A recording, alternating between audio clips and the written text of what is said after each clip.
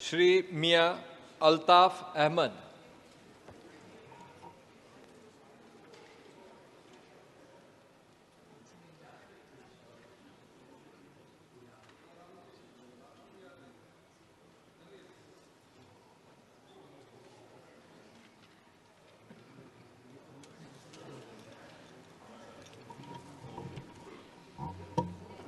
मैं मियां अल्ताफ अहमद, जिसे लोकसभा का रुकन मंतखब किया गया है, खुदा के नाम से हलफ उठाता हूँ कि मैं भारत के आईन पर जो कानून के बामूजब तय पाया है एतकाद रखूँगा और इसका वफादार रहूँगा। मैं भारत के इक़्तिदार आला और सालमियत को बरकरार रखूँगा और जिस ओहदे को मैं संभालने वाला हूँ इसके फ़राइज़ वफादारी से अंजाम दूँगा।